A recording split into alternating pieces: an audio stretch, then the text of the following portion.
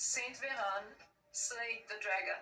In the nearby church, Saint Veran's original sarcophagus is still there. So this is another kind of rare occurrence that a real saint's real remains are still to be found at the place of the legend that connects to the saint. As I was sitting there in the church, to be able to do this, and I had a game and I played it and I just uninstalled it because it's not real. Look, because it's not real. It's not fucking real. It's not the correct path. When I uninstalled it and I put my editor that I use back on, that I couldn't have done before, the sacrifice to play this fake game, I find this beautiful woman and everything that she's talking about and the location that she's at is totally counter balanced in all the way, all the chakras, the lower triad blockage, it unblockages, and it's the beautiful archetype of the high priestess. You can see it. You can see the high priestess in this woman, and she's the architect. Come on, I'm the architect. I'm telling you, she's on the level. She's right, because she is just simple and right, and she is there, and you can see it, and you know that I see it. You bless us.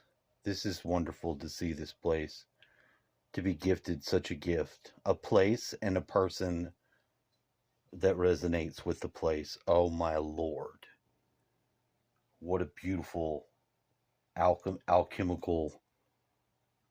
Oh,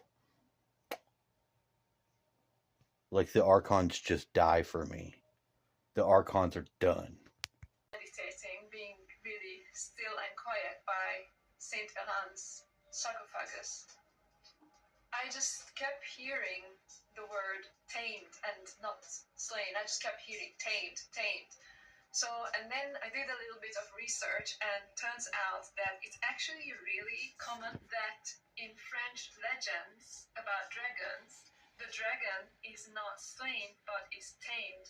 So any French that I learn, I honestly, to be honest, I just want to learn it from her. If she shares it with me, I care. I fucking care.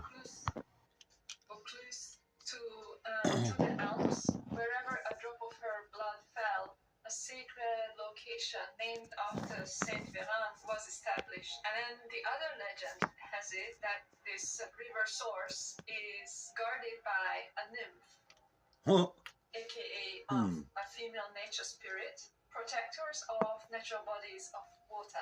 Legend has it, the nymph appeared to a wandering nature called Basil, to a turquoise pool whose waters opened up, and they descended into a realm of meadows of dazzling flowers. And here, the nymph showed Basil that she controlled the height of the water levels by moving 7 diamonds over 7 springs. So I think that's pretty epic for a legend. So, okay, so you already know the legend, right? You plan to visit a sacred location. You know it's a sacred location because it's legendary. You know there's 2 legends about it. One about the dragon and one about the nymph. And like diamonds.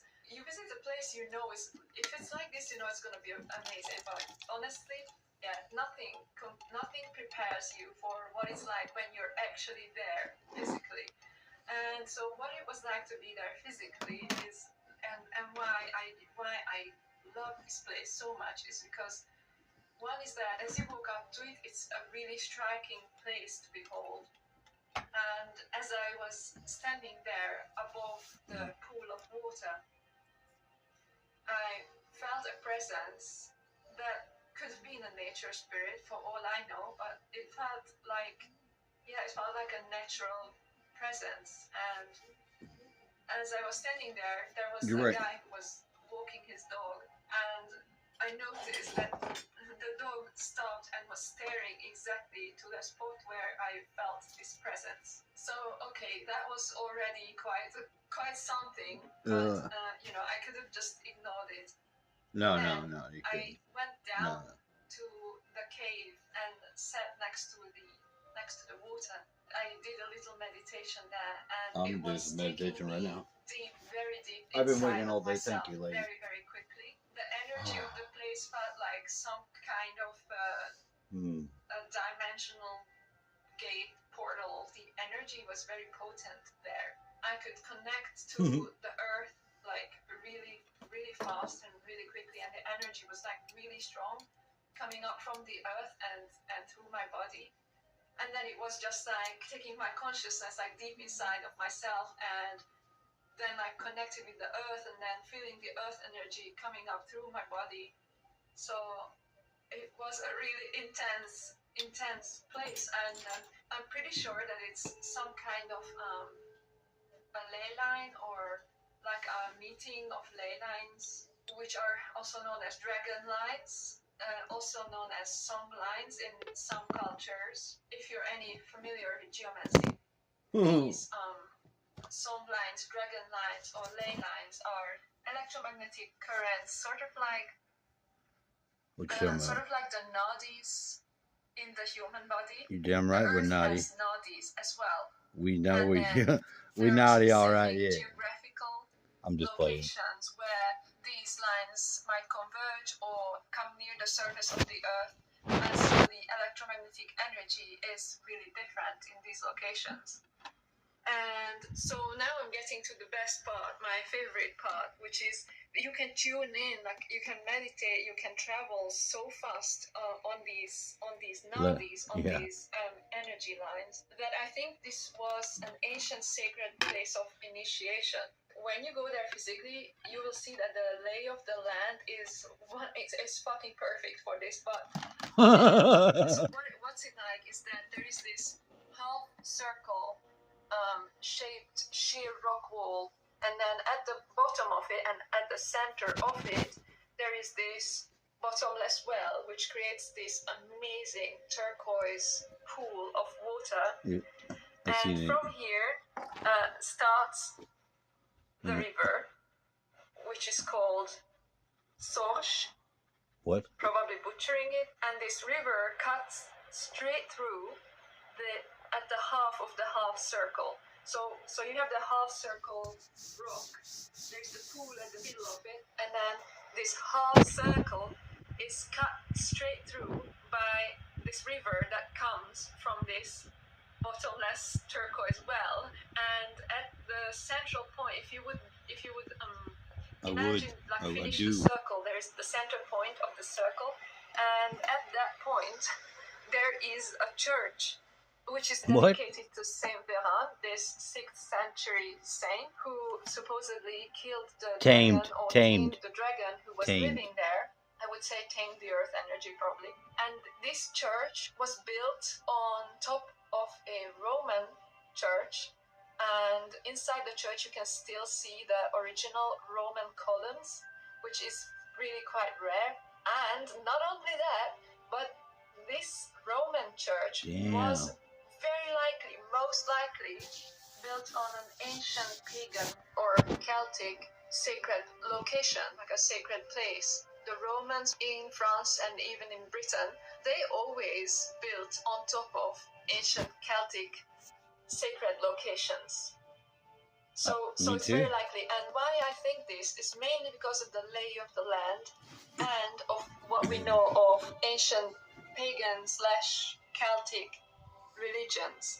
And all that we know, this place would have been perfect, one of the most perfect places for holding initiations because of the lay of the land.